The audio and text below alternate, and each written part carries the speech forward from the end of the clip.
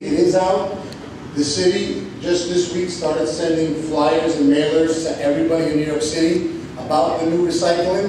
Maybe some of you already received it. If you haven't, you will be receiving it shortly. It's just tells you what I just told you. Everything is plastic except for a plastic bag can be recycled. Simple as that. We will be coming out with a bunch of brand new flyers to give out to everybody so you can be aware of it. We will be putting out new stickers for the garbage cans. In the meantime, you still could use the stickers that you have now. Also, in the meantime, there will be no metal, glass, and plastic tickets. So we can get everybody on board. When it's going to come back, I can't tell you. But it is down the road. It's not like it's going to be, I can't tell you it's tomorrow. No. We're talking a couple of months before we start jumping back into making sure that everybody is not throwing recyclables into the garbage. So just be aware of that, do that part and just be aware of that. Outside of that, there's really nothing else new within the department. Things are going good so far, thank God. Yes, ma'am.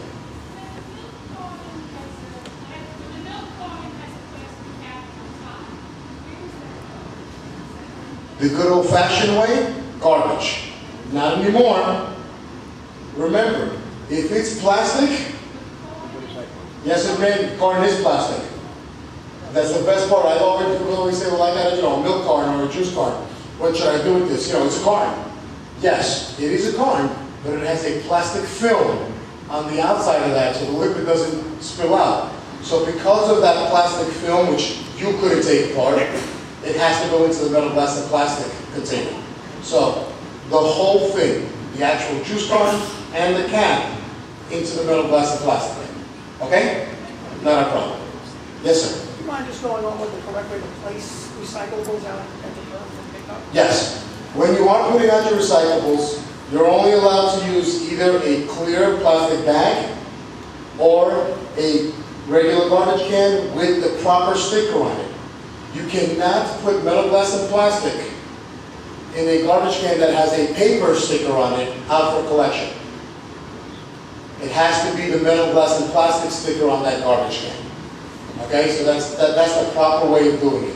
You're probably not going to find them anymore because they're disappearing, like bag stores disappeared, which is the blue and the green garbage bags.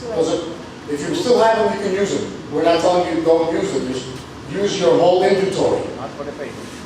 No, paper is always used to be green, but if you have either one, the blue or the green, use them until you get rid of them.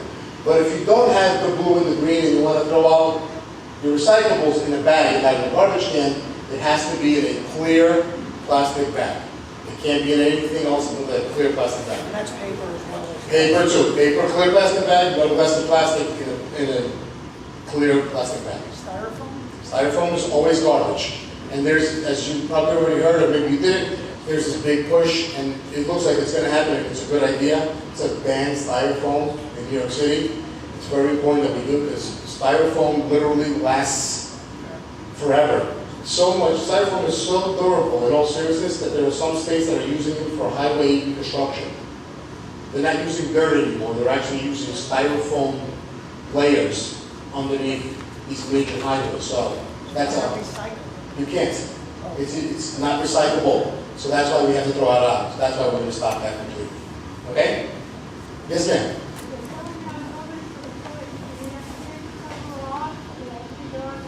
You can leave it on the bottom. You can recycle the whole thing now. Okay? Yes, sir. What about the soiled aluminum tray? Okay, that's still the good old-fashioned. If it's soiled, it's garbage. So if you got, you cooked last night's lasagna dinner, hopefully I was invited, and it's still soiled full of, the sauce, the cheese and all that, we can't really recycle that, so you still throw that out. Same thing if you order a pizza, and it's filled with, inside, you can throw that out in the garbage, okay? If it's soiled, it's not recyclable. Yes, ma'am? Is bulk any day, or you have a certain day for bulk? Bulk for you is any day. But don't tell anyone else, that's for you. Bulk is any day. There's no such thing as a bulk day anymore.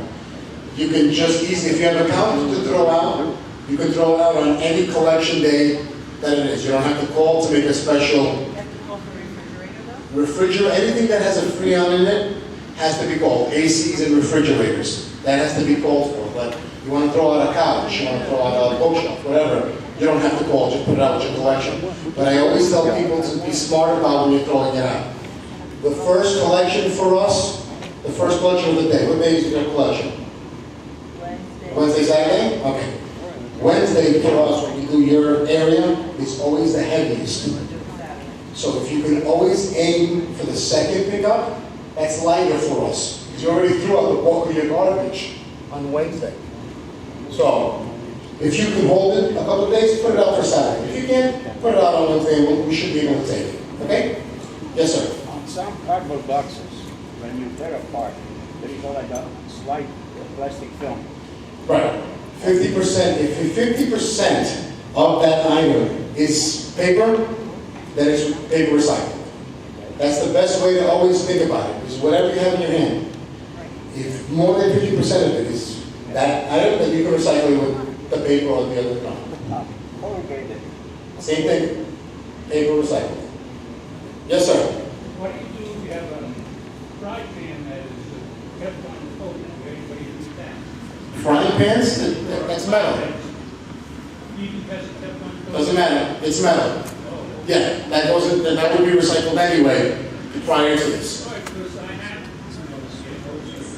that kept on going on each side. Yeah. Teflon coating doesn't really. We got one Okay. question in the back. Oh, yes. Big toys. If you remember the big wheel plastic toys or the red wagging plastic toys used to be garbage, but under the new rule, if it's plastic, you can recycle it. Simple as that. You don't have to worry about it. One more. One more. And one more, and then we have a candidate. I'm not running for mayor yet. Not me. Yes.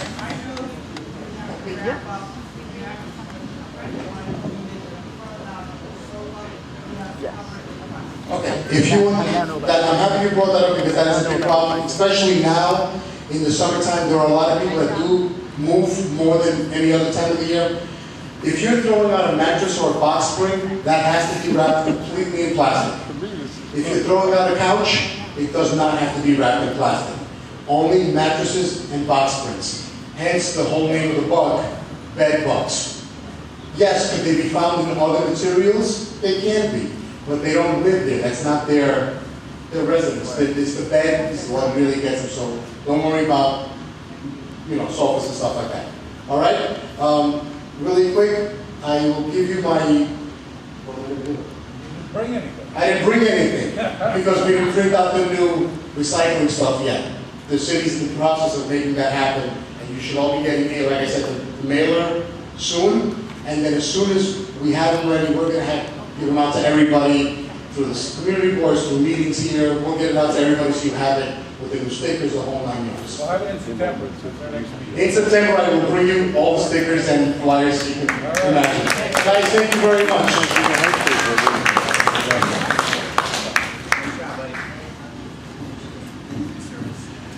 Okay, we'll get to the candidates forum. And I practically don't have to introduce the next gentleman who's running for mayor of the city of New York because he's been here many times representing a major part of Ridgewood when he was congressman for about half of Ridgewood. So without any further introduction, I'll let him explain who he is and what he stands for, and that's Anthony Weiner. Thank you very much. Can you hear me without this? Yeah? Yes. Let me try it, and then if you can't hear, I'll use it. So, the fan it's the fan. I don't remember the fan. So, George Burns used to have this line. He would say, "I'm happy to be here, but at my age, I'm happy to be anywhere." I'm just kind of like that. I'm happy to be here, and after all that's going on, I'm just happy to be anywhere, but particularly to be back home and to see all of you. It is really great to be standing here where I've stood so many times, or up on that stage, or anywhere. Just the people of Ridgewood have always been so kind to me, and this is the kind of community that, to be very honest with you, is what I think about. When I think about New York City, I think about neighborhoods like this. And And one of the reasons I'm running for mayor is the same reason that I ran for Congress, and before that for city council, and that I have this deep abiding sense in my bones that communities like this, middle-class, aspirational neighborhoods, are what make New York City the capital of the middle class. And I also think that in many, many ways, the Brooklyn that I grew up in and the Queens that you live in, places like our neighborhoods are losing a lot of their middle class values because so many things have changed. And what I think about when I think about that story is I think about my family. My mom was a school teacher for 31 years. My dad went to law school on the GI Bill. They bought a limestone duplex on a park block in Park Slope in 1963. And guess? For $50,000. It's now, I mean, I can't afford to live in Park Slope now. I went to public schools my whole life, rooms, public schools like this one. And I didn't get an amazing education. It wasn't like I went to the Harvard of public schools. It was a good, solid education because we had teachers that were there, that there was discipline in the schools, it was a certain sense, it was a safe environment in the school, that I was not a brilliant student, but it was that education that allowed me, years later to wind up being in Congress. And if you think about the Weiner story, the story of so many families in Ridgewood that you represent, hard to find someplace affordable to live, hard to find good jobs with benefits like my parents had, and hard to find public schools that you're like, feel, you know what, it's as good as it used to be. It seems like there's still good ones, but they're slipping a little bit.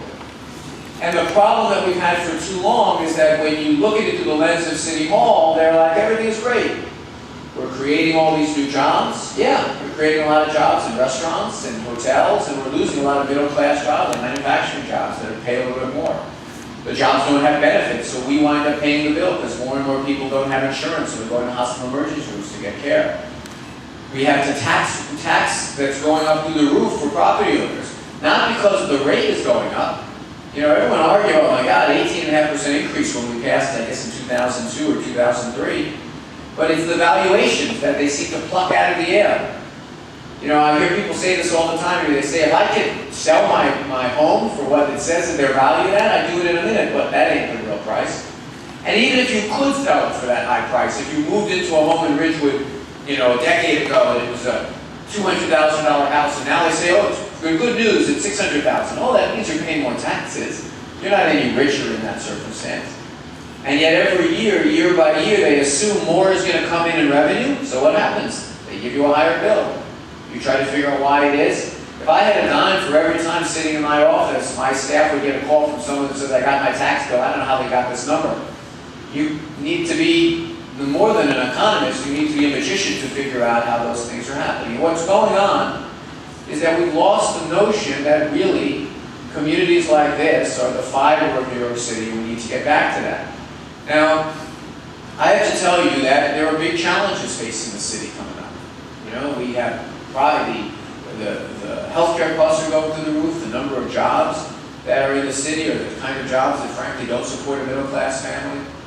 I think the schools have become less safe. My mother retired after 31 years, not because she had no more gas in the tank and didn't want to keep teaching, but she stopped feeling safe, and she was a 31-year veteran. She could go to a transfer to any school she wanted. She was at Midwood High School, and she stopped feeling safe there because the sense of discipline has been diminished in our school. And then there are other elements of our city that, frankly, have not been paid enough attention to. We lost 63 parish schools in New York City in the last 3 years. These are the bedrock of our community, whether you went to them or not. The idea that they were there was an important element for how we raised our kids and the way we looked at ourselves as a neighborhood. And they've been diminishing and leaving, and frankly, not only hasn't the Board of Ed done anything to try to help, they swoop in and sometimes grab the real estate and say, okay, this will be for us, we'll use this for our causes. But all through that, we have a rhythm in New York City that leads us to be optimistic. I think there are things that we can do. I put out an idea book called Keys to the City. It's 64 ideas. And it's focused on how you make it easier for the middle class. Things like provide a tax cut for anyone making less than $150,000 a year, gets a 10% tax cut. To give you an idea how many millionaires there are in the city, you only need to raise their tax 1% and it pays for the 10% tax cut. I think that we need to restore a sense in our neighborhood schools that teachers should have control. That if they want to remove a student from the school because he's being disruptive, I respect the idea that that student has rights, and you can't discard that student. In that school, we should try to figure out a way they get cared for and they get an education. But I'm much more concerned about the other 24 kids, that they're able to learn in a safe environment. I think we need to do something to get control of the cost of the health care in the city. We've lost 3 hospitals here in Queens. We're on the way to losing even more if we're not careful. And I think one of the things that we need to do, you know, almost 20% of every single tax dollar that you put into New York City taxes goes to health care for workers, retirees, or the uninsured. 20%. And yet what do we do with that money? We give it to insurance companies and they spend it wherever they want. I want to keep that money here in Queens. I want to keep that money in New York City. I want to get more control out of that money, so I say we're going to use community pharmacies in our area. We're going to make sure that they're not sending out, they're doing what they can to have jobs here in our communities. We should be closing hospitals. There's a shortage of health care in our city. 1.2 million people have no coverage at all. We have to do something to change that. Now I have to say this though. I think that by and large, there are many things about, and this is some place that I might disagree with my colleagues who are running, I think there are a lot of things about the Bloomberg years that are good and that we should try to continue. I think that he tries to innovate, he tries to come up with new ideas. I think the soda thing is a little bit loopy, but you know, he's trying, he's thinking new thoughts. I think that frankly the way that race relations have gotten better since in the years, I think that's something that should be in mind. I think he deserves a lot of credit for putting more money into education. I don't like the things he's done necessarily, but he deserves some credit. But I also think there's something else. I think there's a reason that we every so often reboot the system, have an election, think about having change.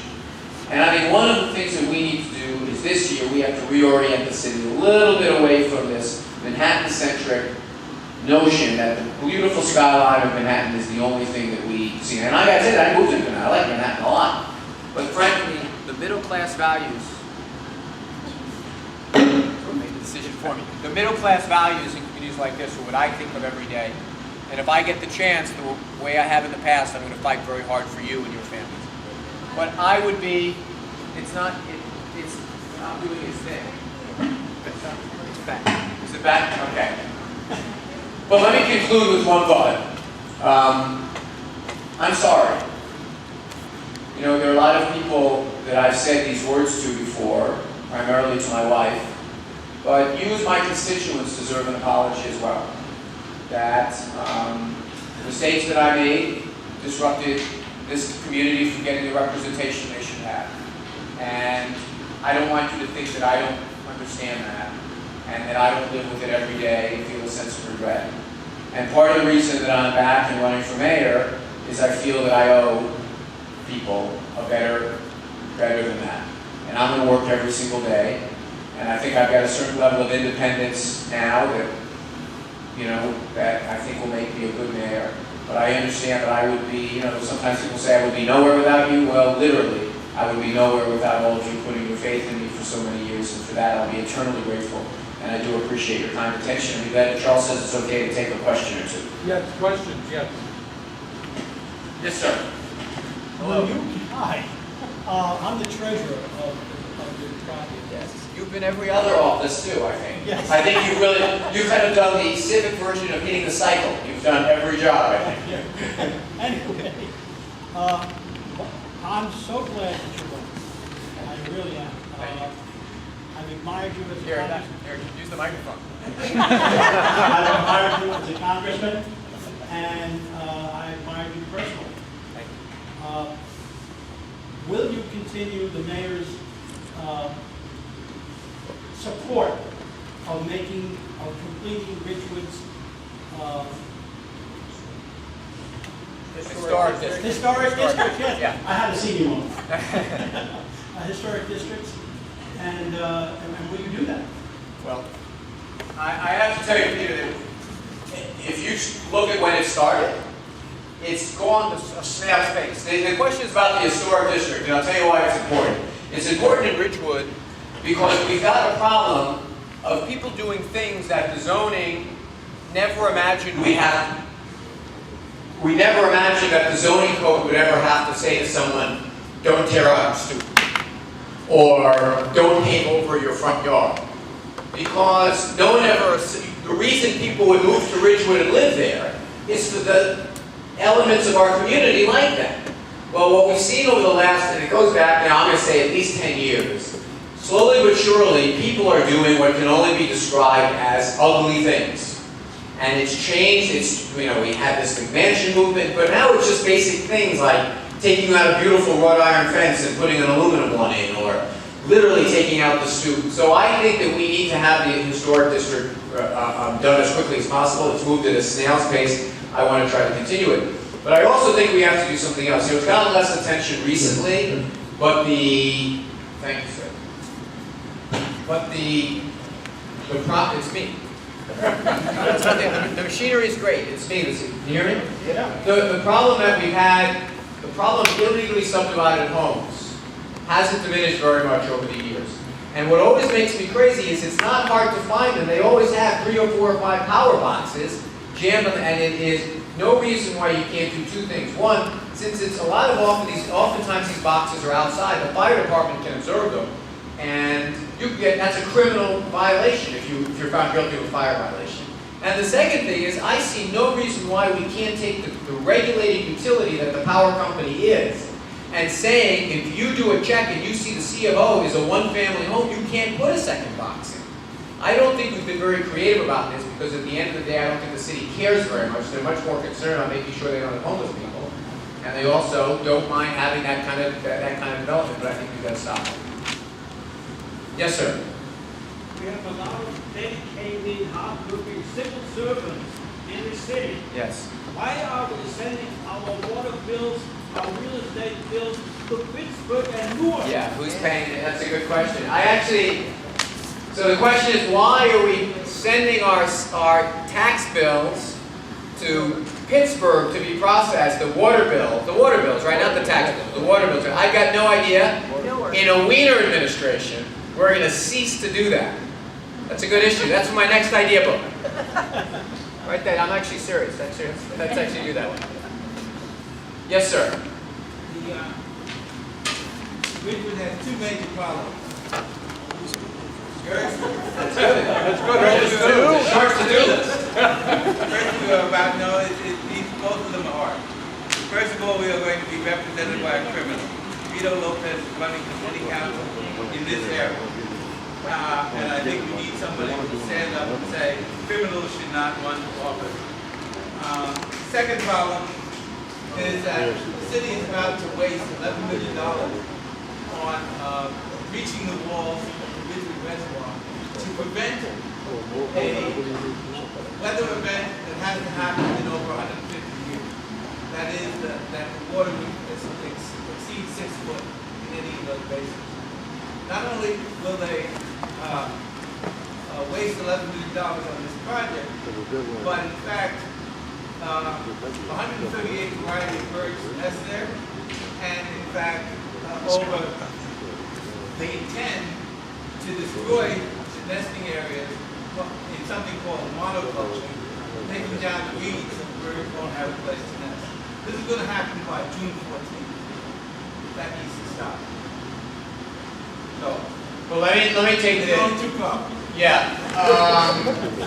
I have a long record of being opposed to the second. I think it's a mistake. It's an environmental mistake, and it's also this instance of not measuring twice before you cut once. It's going to have a terrible environmental impact. And you're right. Look, there are things that we're going to have to do to modify the way we live to take into account that something's going on. I mean, clearly something's happening, and we're going to have to take some steps. But it would be you're only going to make that mistake once with the reservoir, and then we're going to be regretting it for a very long time. As far as the Lopez thing, look, I met the guy that's running against him yesterday at a Democratic club. I offered to be helpful and supportive any way that I can. It's ultimately your all decision, and that's the beauty. It's the beauty of elections, and I hope that no matter what happens locally, in January of 2014, you'll have someone high up in the food chain that understands the challenges of Ridgewood, and I hope you call me and visit me and invite me back. Yes, sir. What would you do about water rates in the city?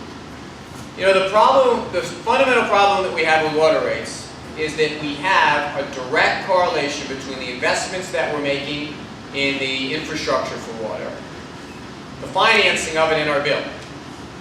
And I think that, frankly, we need to do a couple of things differently. You know, one is we have to take advantage of what everyone else is taking advantage of in this economy, is finance our investment at a lower rate. We are a very static, you know, the cost of money is virtually free to borrow now. We're paying a much higher rate to build this water infrastructure. Secondly, we need to create some kind of a break in the system so that it can't go up so dramatically the way it's been going up in recent years. There needs to be some kind of a cooling off period. The same way that real estate taxes don't spike all at once. They aggregate over a number of years to give people a chance to kind of breathe a little bit.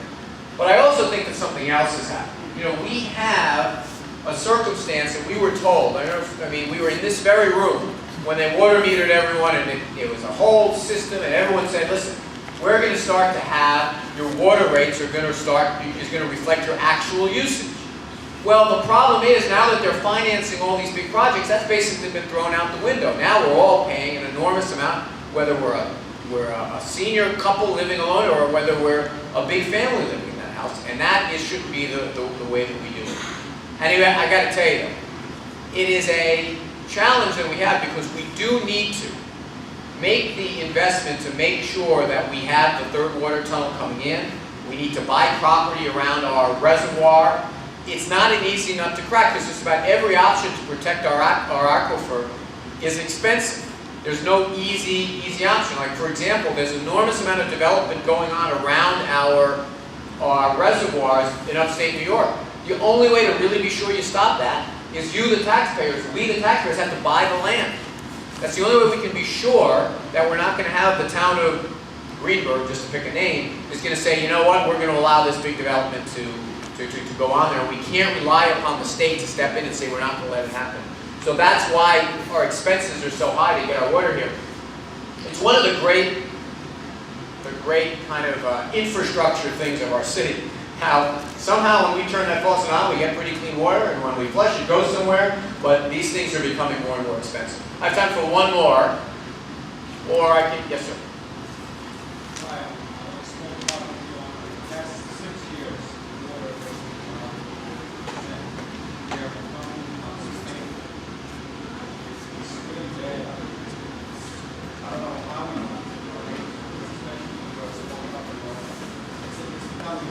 No, I get it, and that's the answer I just gave. I think you're right. I think that we have to figure out a way to finance these things at a lower rate. We also have to structure it more the way we structure real estate taxes, that we put some kind of a break on how much it can go up each year. Yes, Kathy, since you came all the way from Glendale. Real estate taxes. How do you fix inequity within the boroughs in the city? For instance, the row house in Little Village with 3 bedrooms pays $3,200 a year in taxes. The same house in Bensonhurst, row house, pays $1,700. Yeah, but I got to tell you, the much bigger enough, those are both class 1. It's when you get class 1 to class 2, which pays even more. I have a class 2 house, and I pay $6,000, and I'm living in Glendale. Right. It's almost as much as living on Long Island. Class 1 The is... same house in Brooklyn is $2,500. Right. Look, I mean, here's one of the things that I think that we should do. One is there's a whole lot of inequities in the way we tax real estate. I'll give you an example. If you're buying a home in Glendale, you have a transaction tax. If it's over $500,000, I think it's like 1.54. If you buy a $20 million condo in Manhattan, if you're a Russian oligarch and you're parking your money here because the stock market's not so great, and you're getting chased out of, where was that country that used to be where they park their money and then they change their mind? Belarus, no. What am I thinking of? It's Cyprus, exactly. Cyprus, and so now they're parked right here. We should tax that guy, because they've been living here. We should tax that guy at a more progressive rate. He should pay like 4 or 5%, so that we can reduce the burden on residents who are actually living here. But the biggest challenge we've always had is the inequity between 1 and 2 is huge. And you can't really fix it, because I don't want to raise 1 to equalize 2. So what we've done year after year after year is we've subsidized 2 class 2, which are co-op condos, so that it would make it a little bit easier. But I think the bigger problem we have, the valuations have no correlation to the actual value of the home. That's the problem. And if you are someone to get your bill, and you want to look at, okay, tell me what you imputed to get to this number. You can't do it. Now, if you're a big landlord, you can go to certiorari court or whatever it is, you can contest it, you can show your bills, everything else, but if you're a small property owner, what can you do? You can't knock on every door on your block and say, let's compare bills. It's impossible. And what winds up happening is, and it's clear why this happens, they put an assumption into the budget for how much revenue they're going to get each year. And then the Department of Finance backs out, okay, here's how I get it. I got to charge this guy this, this guy this, this guy this, and then I get to that number. So I just want to say to you, without naming names, if you vote for those budgets, you're voting for that tax. If you're voting for a budget that you say is balanced because that number is there, and it's the same way, by the way, I say to the gentleman who owns business, same way with business funds. They assume a certain amount of number, a certain number. How do they do that? Do they know how many people are going to put trash out? Do they know how many people who are going to put up an illegal sign? No. So when they raise that number by 20%, one budget to the next, all that says is to the inspectors is you got to go out and get 20% more tickets. You can call it anything you want, but that's the way they're doing it. And that has to stop. So every year when we pass those budgets and it assumes this big number based on nothing, really, you have to say that in a weird way, they just raised your taxes, whether they say they gave you a tax increase or not. And that's particularly true of small businesses and small property owners. Charles Over? Maybe the last question, I don't know, policing. There's been some controversy, maybe tying the police hands behind their backs with certain additional inspectors or inspector generals and so on. Well, let me just spend a couple of minutes on this issue because it's getting a lot of attention, but I think it's frankly needs some explanation. So it's the story of the stop, question, and frisk policy. A lot of conversation about it. And overwhelmingly, I think all New Yorkers, by overwhelming numbers, would agree with the following premise. If a police officer, any police officers retired, police officers here in the room? Over here. Okay. If a police officer observes someone acting suspicious, if they have probable cause, reason to believe they either committed a crime or about to commit a crime, they should stop that guy. I think most people agree with that because that's what fundamentals of policing are. The problem is that under this administration, this isn't me saying, it's the numbers. There's been an exponential increase in the number of these stops, or these 250s of people being stopped. And the reason is, it's a policy of trying to get someone to take something out of their pocket that's not in plain view, usually small amounts of marijuana, and then they run that person through the system. The problem is, it's like 97% of these stops are resulting in nothing. No pot, no guns, no arrest, nothing. And so in these communities where it's happening, and it ain't in Ridgewood, all right, if we're going to be honest with ourselves, it's not happening in Ridgewood. The communities where it's happening, they're saying, wait a minute, there's got to be some way to stop this. So there's been a lot of support for having an inspector general in the police department that looks at these policies and tries to do oversight. It's a bad idea. The problem is the policy that the mayor and the police commissioner are doing. They're being overzealous, and it's dramatically decreased while this court case is going on about it. They're getting down to close to normal numbers. But if you want to be the mayor, you've got a police commissioner that works for you. You have a Department of Investigations that works for you. You have a CCRB that works for you. You have a criminal justice coordinator that works for you. There's plenty of ways to make policy. And it also gives the accountability at the mayor. You don't want to have this third entity out there that allows mayors or anyone else to say, well, the Inspector General says this, but I say that. I believe in a New York where there's direct accountability. That if there's something wrong in the schools, the mayor is responsible. Something wrong with in the police department, the mayor is responsible. Something wrong with the Department of Sanitation, the mayor is responsible.